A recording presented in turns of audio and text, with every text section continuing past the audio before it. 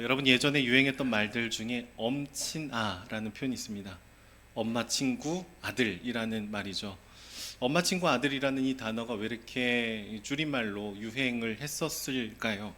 그러니까 우리 부모님들이 자기 자녀들을 대할 때, 야, 엄마 친구 아들 누구는 뭐 어느 대학에 갔더라, 점수를 몇 점을 받았다더라, 어느 회사에 취직했다더라, 우리 부모님 결혼 기념일 뭐 20주년에 어떤 걸 해줬다더라, 뭐 이런 식으로 누군가와 이렇게 비교하는 언어가 우리에게 익숙하기 때문에 그렇습니다. 이런 비교를 통해서 부모님들이 원했던 효과는 무엇일까요? 즉각적인 반응입니다. 즉각적인 반응.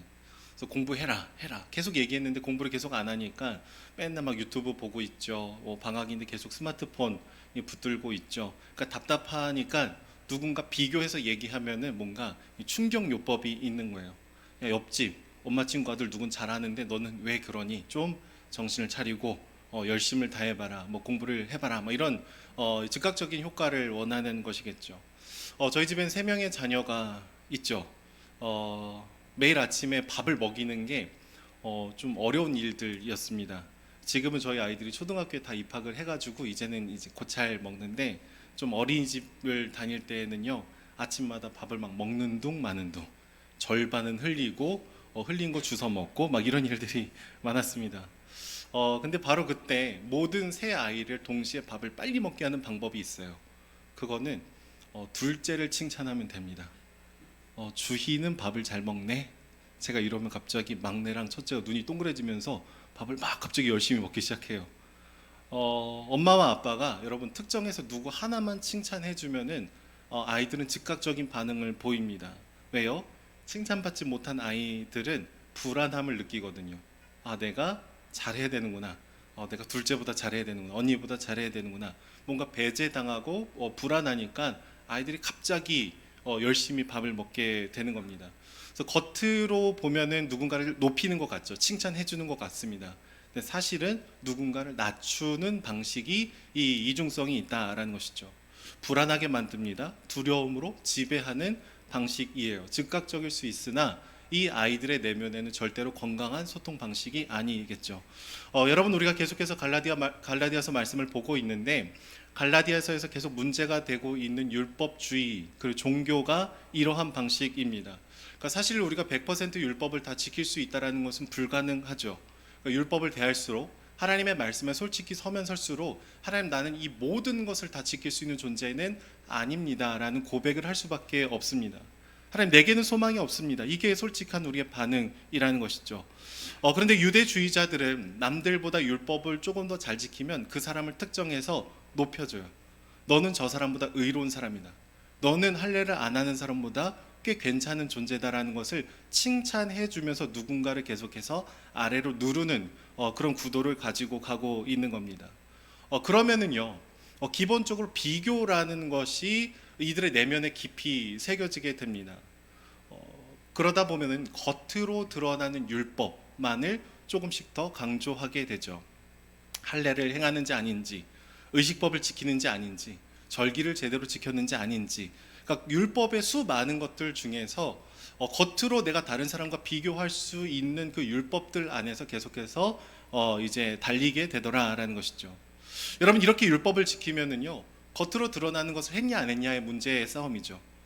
율법을 순종할 때의 마음, 내가 정말 주님을 사랑해서 하는 건지, 주님을 경외하는 마음이 있는지, 이 마음의 본질은 중요하지 않습니다. 했어 안 했어? 했어 안 했어? 뭐 이런 질문만을 하게 되는 것이죠. 그럼 누군가는 비교 안에서 이렇게 높아지는 사람이 있어요. 우월감을 느끼겠죠. 나는 이것도 하고 저것도 하고 저것도 다 했다. 근데 비교적으로 내가 좀 더 덜 한 사람들은 이 열등감을 느끼게 될 것입니다. 여러분 유대주의자들은 갈라디아 교회에 들어와서 먼저 바울의 사도성을 부인했습니다. 정통성이 없다라는 식으로 얘기를 했어요. 그리고 나서 얘기했던 것이 예수 그리스도를 믿는 것도 중요하지만 율법을 남들보다 더 잘 지켜야 너가 더 우월한 존재가 될 수 있다는 것을 은연중에 계속해서 얘기하고 있었다라는 것이죠. 이것을 바울은 다른 복음, 더 정확하게 얘기하면 틀린 복음이다라고 얘기하고 있습니다. 그러니까 이방인이었던 사람이 예수님을 믿고 그리스도인이 됐는데 그 이방인들을 더 유대인화하기 시작을 했더라라는 거예요. 칭찬하고 높여주는 것이죠. 그러면서 누군가를 굉장히 불안하게 만드는 것입니다. 그러면 여러분 상대적으로 율법을 막 이렇게 따르지 않고 예수 그리스도만 믿는 이 갈라디아 교인들은 어떤 마음을 느낄까요?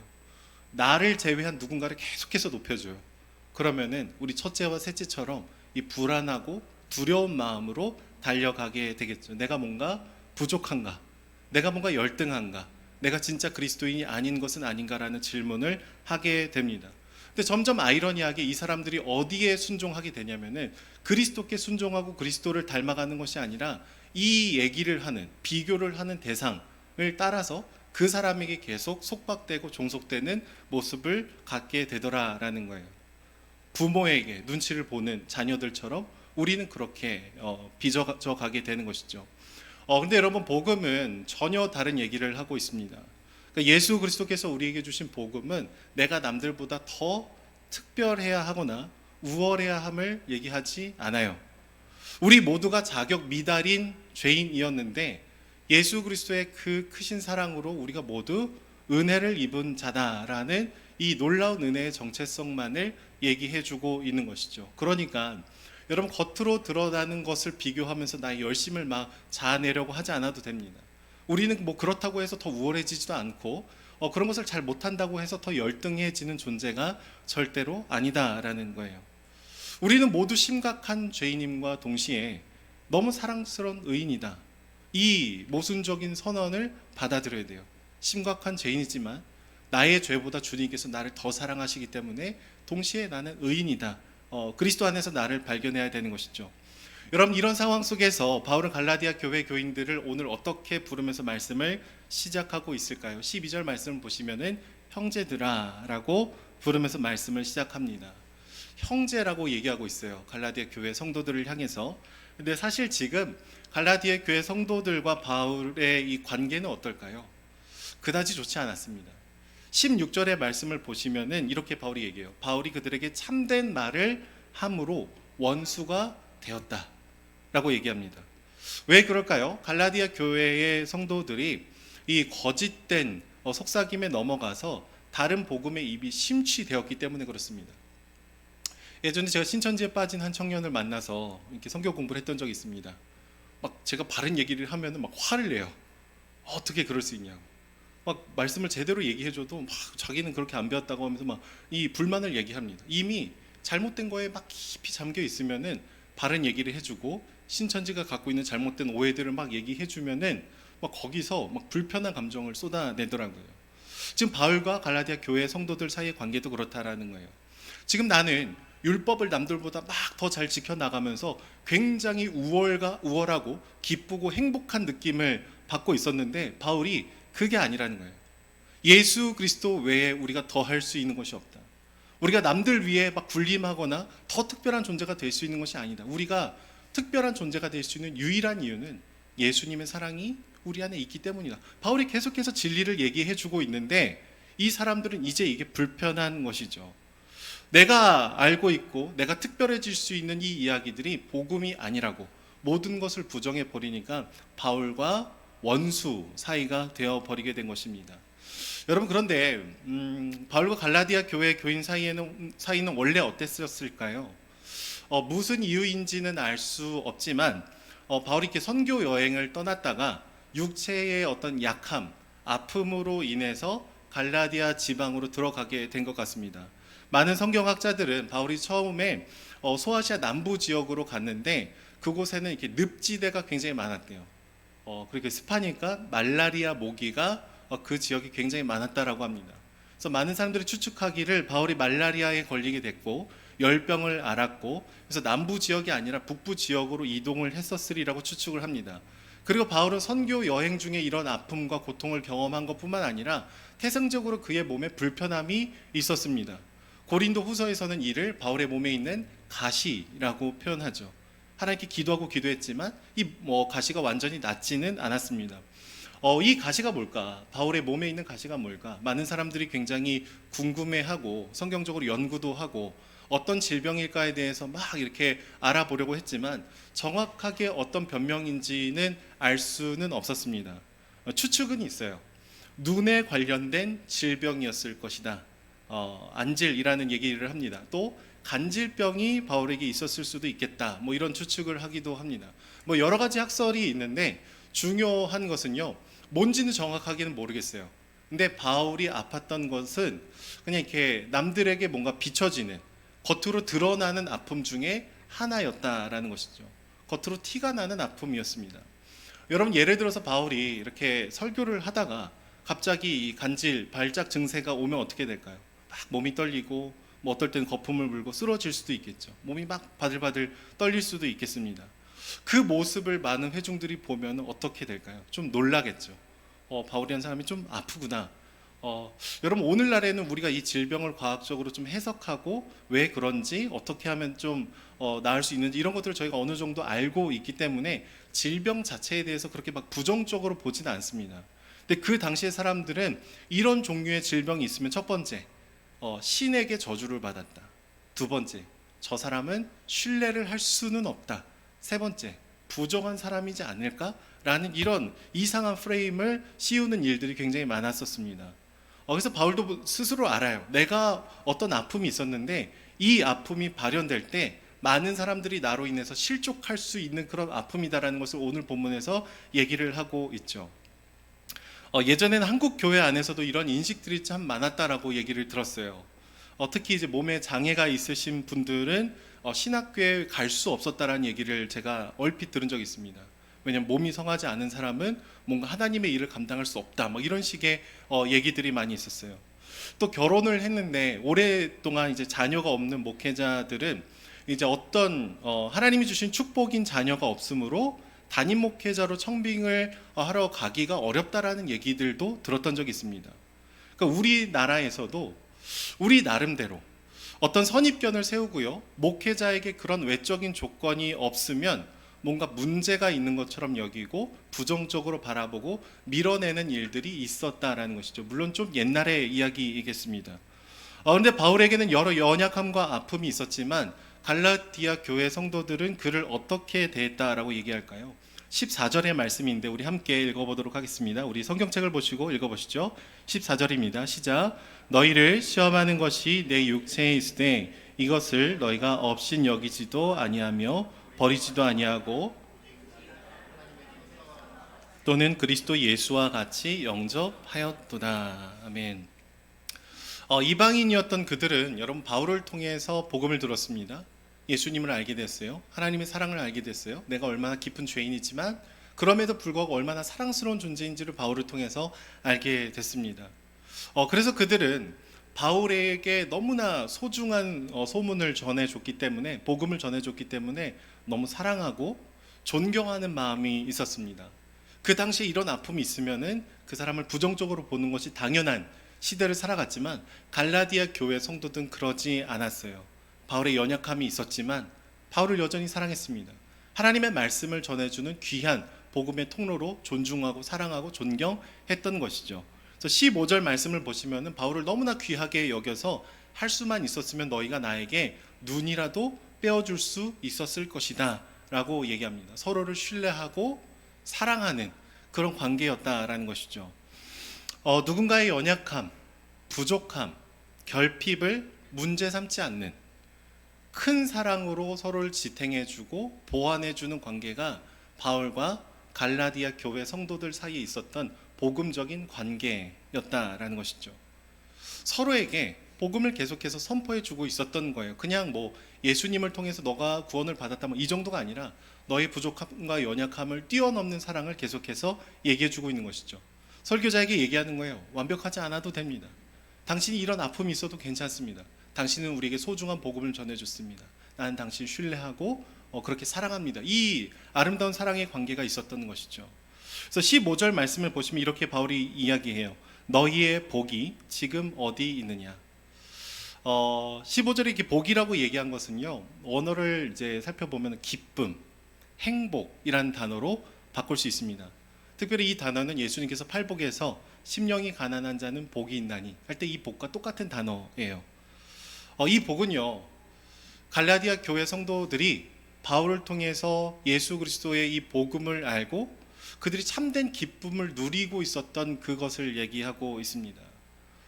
근데 그랬던 너희에게 하나님이 주셨던 그 기쁨, 그 행복, 그 복이 어디 갔냐? 왜 잃어버렸냐? 왜 그것을 소멸했냐? 뭐 이런 식으로 질문을 하고 있는 것이죠. 가만히 들어왔던 이 율법주의자들이 계속해서 예수 그리스도 위에 인간의 행위를 더하십시오. 당신은 더 대단한 사람이 될 수 있을 겁니다. 그러지 않으면 대단한 사람이 안 될 겁니다. 계속해서 율법주의로 무엇인가를 끌고 가다 보니까 서로를 경쟁하게 만들고 서로를 눈치 보게 만들고 이간질시키는 이 방식을 통해서 이 사람들이 복음이 주는 기쁨과 유익을 많이 잃어버렸다라는 거예요. 바울과의 관계도 잃어버린 거죠. 너무 사랑하고 너무 존경하고 서로의 연약함과 부족함이 불편하지 않는, 내가 채워주면 되지 뭐, 이런 관계들이 와르르 무너져서 지금 원수처럼 되었다라는 것이죠. 여러분, 잘못된 칭찬은 서두에 말씀드린 것처럼 다른 사람을 배제하고 불안하게 만들게 되죠. 율법주의자들의 말에 커다란 영향력을 받게 되었던 갈라디아 교회 성도들은 예수 그리스도의 은혜를 점점점 잊어버리게 됩니다. 그리고 나의 행동으로 나를 계속해서 증명하기 시작하죠. 바울을 잔소리하는 사람 정도로 여겨버리게 됩니다. 하나님이 주신 그 기쁨, 유익을 잃어가게 되더라라는 거예요. 여러분, 바울을 통해서 주님께서 주신 복음은 성도들이 계속해서 그리스도를 향하게 만듭니다. 그분이 우리에게 어떤 사랑을 베푸셨는지, 우리 계속해서 그리스도를 우리 마음의 중심으로 모셔드리게 되죠. 근데 율법주의자들이 얘기하는 종교는요, 계속해서 율법주의를 주장하는 어떤 한 개인을 높이게 만들어요. 하나님과 성도 사이에 어떤 한 목회자라든지 어떤 한 리더들을 더 계속 중간에 높이게 되는 것이죠. 어떤 사람을 주목하게 만듭니다. 이런 상황 속에 처해 있던 바울의 인간적인 마음은 어땠을까요? 자기를 너무 사랑해 주던 사람들이 있었는데 엉뚱한 얘기에 빠져갖고 이제 바울을 무시하기 시작했고 원수처럼 대하기 시작을 했습니다. 배신감을 느꼈을 거예요. 당혹감을 바울도 느꼈겠죠. 사람이니까. 가끔 사춘기에 들어간 자녀들을 대할 때 우리 부모님들의 마음이 그럴 것 같아요. 저희는 아직 사춘기에 안 들어가서 저희 첫째가 이제 눈빛이 좀 바뀌고 있긴 하거든요. 사춘기에 들어가면은 동공이 풀립니다. 눈빛의 색깔이 탁해져요. 어렸을 때는 그냥 막 예쁜 말만 하고 엄마 아빠 말을 잘 듣고 막 순종하고 막 그랬는데 아이들이 이렇게 점점점 자라가면서 방에 들어가면 잘 안 나오고 계속 막 핸드폰만 보고 아빠한테 막 연락하면 돈 필요할 때만 연락하고 그러다가 갑자기 엄마 아빠가 나한테 해준 게 뭐가 있냐면서 아이들이 막 정색하고 화내고 막 울고 막 이러면은 부모의 입장에서 좀 당황하죠. 나중에는 그냥 메뚜기도 한철이니까 좀 기다려보자, 그러고 이렇게 지나갈 때가 있겠지만 아이들이 갑자기 돌변하게 됐을 때 부모도 사람으로서 좀 서운할 때가 있습니다. 야, 내가 너를 얼마나 예쁘게 키웠는데, 내가 너를 얼마나 사랑했는데 네가 나한테 그럴 수 있어. 그 마음에 부모여도 좀 서운할 수 있죠. 근데 바울이 그랬다라는 거예요. 바울은 내가 너희처럼 됐다. 갈라디아 교회 성도들에게 복음을 전하기 위해서 자기한테 익숙한 것을 다 내려놓고 그들에게 맞춰가면서 그들의 문화를 이해하고 그렇게 복음을 전하면서 살아갔었습니다. 좋은 관계를 누렸어요. 복음이 주는 기쁨이 막 찬란하게 빛났습니다. 근데 갑자기 돌변하는 거예요. 빠른 시일 안에 원수를 대하듯이 하기 시작했고 바울을 거절하게 되었을 때 엄청난 거절감이 들었겠죠. 좌절하고 실망했을 것입니다. 그런데 갈라디아 교인들을 향해서 그는 어떻게 얘기할까요? 우리 19절 말씀을 보시면 이렇게 얘기해요. 나의 자녀들아, 나의 자녀들아, 너희 속에 그리스도의 형상을 이루기까지 다시 너희를 위하여 해산하는 수고를 하노니. 사춘기의 자녀는 여러분 그냥 나의 자녀니까 계속 자녀이죠. 근데 갈라디아 교회 성도들은 바울과 이렇게 피가 섞이지는 않았습니다. 근데 바울은 자기 자신을 거절하고 거부하고 비참하게 만드는 사람들을 향해서 다시금 어울리지 않는 표현을 선언해 줘요. 나의 자녀들아, 너희는 변함없이 나에게 너무나 사랑스러운 존재들이다 라는 얘기를 하는 것이죠. 그리고 이어서 얘기합니다. 너희 속에 그리스도의 형상을 이루기까지 다시 너희를 위하여서 해산하는 수고를 내가 다시 감당하겠다 라는 거예요. 바울은 엉뚱한 율법주의에 빠져서 까칠해진 이 갈라디아 교인들을 다시 안아주고 있습니다. 절대로 포기하지 않고 있어요. 너희는 변함없이 나의 영적인 자녀다. 너희를 위해서 이 해산의 고통을 기꺼이 통과하겠다라고 얘기하고 있습니다. 바울이 원하는 것이 무엇일까요? 그리스도의 형상이 그들의 영혼에 새겨지는 것. 바울의 형상이 아닙니다. 나를 높여줘, 나를 기억해줘. 그게 아니라 그리스도의 형상이 너희 안에 들어가기를 위해서 내가 다시 이 고단한 과정들을 보내겠다라고 얘기하는 것이죠.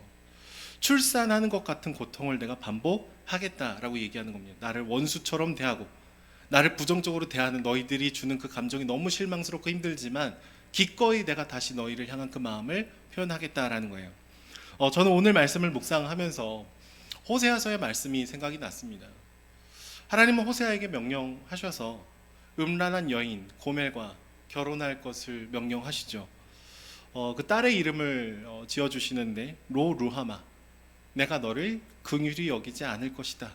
로암미, 너는 내 백성이 아니다라는 이름을 지어라 라고 얘기하십니다.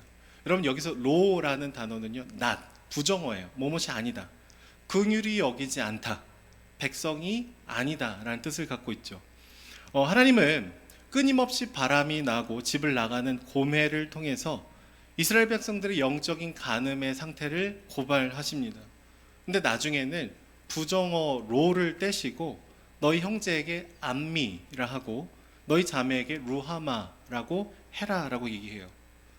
주님을 떠나서는 긍휼을 받을 수 없는 존재였지만, 백성답지 못한 사람이었지만 모든 부정어를 자기 자신이 갖고 가시고 다시금 긍휼히 여기겠다, 너를 자녀로 삼겠다라고 얘기하는 것이죠. 절대로 나는 너희를 포기할 수 없다라는 겁니다.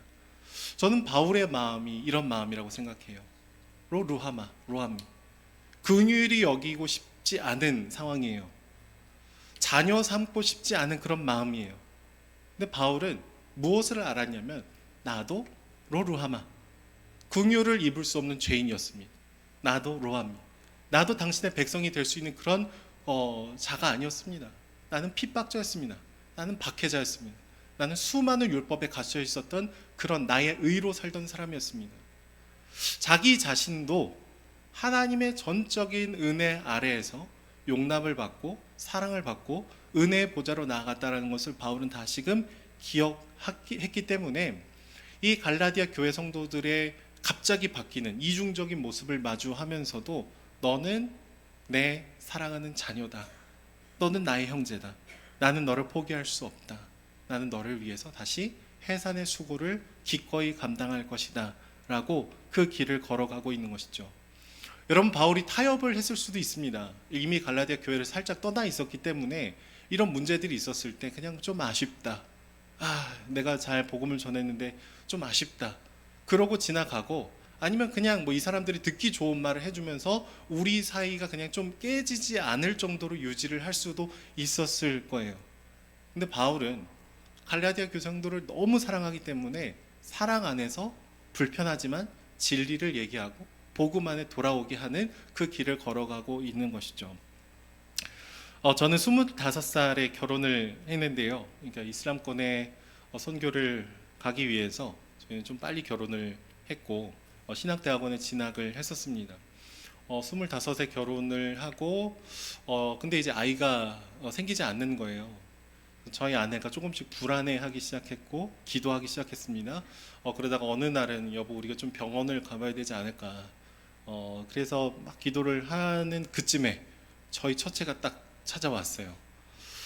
태중에 아이가 생겼다라는 얘기를 들었을 때 막 너무 기쁘고 감사했습니다. 그런데 한편으로는 불안했어요. 왜 불안했냐? 내가 좋은 아빠가 될 수 있을까? 라는 질문이 제 안에 이렇게 사라지지 않았습니다. 나는 아직도 막 성숙하지 않은 것 같고, 제가 6쯤 됐으니까 인격적인 결함도 많고, 내 연약함이 우리 아이를 찌르지 않을까, 아프게 하지 않을까, 나 때문에 불행했다라고 얘기하지 않을까, 이 두려움이 계속해서 찾아왔습니다. 그러면서 제가 했던 기도는 조금 이상한 기도였는데, 하나님, 저의 존재로부터 우리 아이를 지켜주십시오. 하나님은 아시다시피 저에게는 온전한 사랑이 없습니다. 저는 막 그렇게 괜찮은 사람이 아닌 것을 주님 다 아시지 않습니까? 가장 사랑하는 아들이 나 때문에 가장 힘들다라면 너무 슬플 것 같습니다. 그래서 주님 제발 저로부터 이 아이를 지켜주십시오. 이게 저의 기도였어요. 여러분, 목회를 하면서는 어떤 마음일까요? 동일한 기도를 드리게 됩니다. 물론 이제 저희가 개척한 지 7개월 됐죠. 개척에 동참하신 분들은 길게는 저를 한 9년 정도 지켜보셨을 것입니다. 그래서 저의 뭐 장점도 알고 저의 단점도 알고 나는 저 사람을 안다 뭐 이렇게 생각하셨을 수 있어요. 근데 물론 이제 함께 공동체를 이루면서 출발하신 분들 중에 저를 극도로 싫어하는데 따라와서 저 사람을 괴롭히겠다 막 이런 마음으로 오신 분은 아무도 없을 겁니다. 저를 막 그렇게 싫어하시는 분은 없을 거예요. 아직까지는. 근데 저에게는 한 가지 두려움이 있죠. 시간이 지날수록 나의 본 모습을 아시면 어떡하지? 나의 연약함이 누군가를 아프게 하면 어떡하지? 나의 목회적 결정과 선택이 이분들의 마음을 실망시키면 어떡하지? 그런 두려움이 저에게 찾아올 때가 있습니다. 그래서 개척할 때도 비슷한 기도를 드렸어요. 주님, 드림 동산교회를 저로부터 지켜주십시오. 저의 연약함이 성도님들을, 공동체를 아프게 하지 말게 해 주십시오. 그래서 사실 교회 이름을 드림으로 지은 것이 저로부터 보호하기 위한 결정이었습니다. 저는 꿈을 꾸는 사람이 아닙니다. 저는 막 일어나지 않은 일을 상상하고 막 설레하고 막 그런 종류로 주님께서 지으시지 않으셨어요. 그런데 하나님의 주인이신 하나님의 교회가 한 목회자의 개인적인 성향에 갇혀 있다라면 너무나 슬프겠다, 너무나 아프겠다. 그래서 저랑 성향이 굉장히 맞지 않는 이름을 지었던 것이죠. 그래서 아직도 기억이 납니다. 이제 개척을 준비하면서 우리 이교 목사님께 목사님 교회 이름을 정했습니다. 그랬더니 무슨 이름인가? 드림 동산교회입니다. 그랬더니 목사님이 티는 안 내셨지만 살짝 비웃으셨어요. 왜냐면 저를 아시거든요. 저를 9년 동안 보면서 막 꿈꾸고 막 새로운 거를 막 그런 사람이 아니라는 거를 목사님 아시거든요. 그래서 막 웃으시면서 애썼다. 계속해서 저의 이 한계를 알고 계속해서 주님께 나를 드리는 고백을 하게 되는 것이죠. 저는 늘 기도합니다. 주님, 저로부터 교회를 지켜주십시오. 꿈을 꾸게 해주십시오. 저희 한계 갇히지 않는 교회 되게 해주십시오. 하나님이 가라고 하시면 가는 교회 되게 해주십시오. 주님이 진정한 주인 되셔서 주님 앞서가시고 우리는 뒤따라가는 그런 공동체 되게 해주십시오. 그런 고백을 드리는 것이죠. 저는 저와 여러분들이 함께 신앙생활을 하면서 분명히 최소한 크게 10번 정도 저에게 실망을 하실 거라고 생각을 하고 저의 존재가 로루하마, 로암미, 긍휼을 얻지 못할 것 같은 판단이 저에게 오실 수도 있겠습니다. 근데 저와 여러분들의 관계가 복음을 선포하고 복음 안에서 함께 빚어져 가는 관계들이 되기를 축복합니다. 저만 연약함이 드러나진 않겠죠. 여러분들의 한계와 연약함도 저도 마주할 것입니다. 그런데 갈라디아 교회가 복음 안에서 누렸던 그 복, 하나님이 주셨던 그 기쁨, 서로의 연약함이 문제가 되지 않는 그 행복, 그 행복이 우리 안에 있을 때 놀라운 은혜가 우리 안에 흘러가게 되는 것이죠. 그리스도께서 모든 저주를 가져가셨어요. 로루하마, 로하미에서 로를 떼셔서 자기 몸에 모든 것을 받아내셨습니다.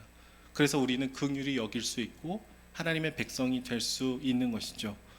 이해할 수 없는 사랑을 베푸신 주님을 기억하며 우리의 내면에 그리스도의 형상이 깊이 새겨지는 저와 여러분들이 되기를 소망합니다. 서로에게 복음적인 언어를 선포해 주십시오. 복음적 관계가 있기를 소망합니다. 우리의 결정에 그리스도가 중심이 돼서 복음적 결정이 우리 공동체의 결과, 성향과 성질을 만들어 가기를 소망합니다. 우리 옆에 계신 분을 바라보시면서 한번 고백하겠습니다. 당신은 여전히 사랑스럽습니다. 당신은 여전히 존귀합니다. 저도 그렇죠. 네, 그렇다고 얘기해 주시는 저와 여러분들이 되게 소망합니다.